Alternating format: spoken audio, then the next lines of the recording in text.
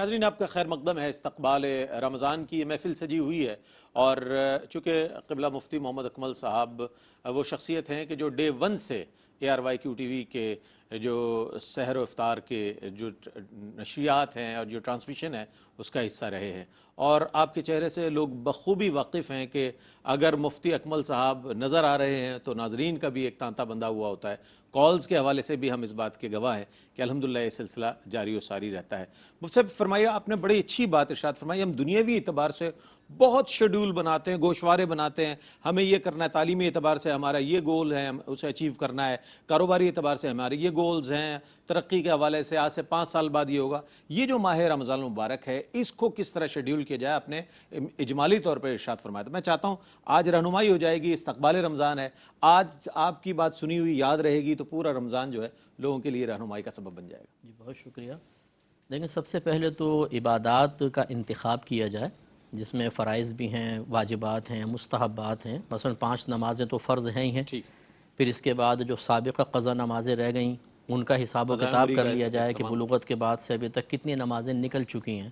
Accurate تو کسی کو نہیں پتہ ہوتا، غالب گمان کر کے ان کو اس کو کاؤنٹ کر لیا جائے اور آہستہ آہستہ اب ارادہ کر لیں کہ رمضان میں ان کو ادا کریں گے۔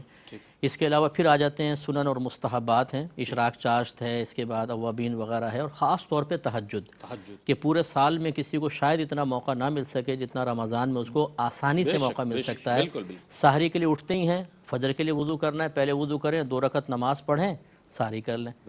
تو یہ بہت ہی اچھا ہو جائے گا کہ پورے رمضان میں کم از کم آپ یہ کہہ سکتے ہیں کہ میں تہجد گزار رہا۔ سبحان اللہ۔ اس کے علاوہ پھر قرآن پاک کی تلاوت ہے، اذکار الہیہ ہیں، جیسے حضرت نے اشارہ فرمایا کہ سرکار نے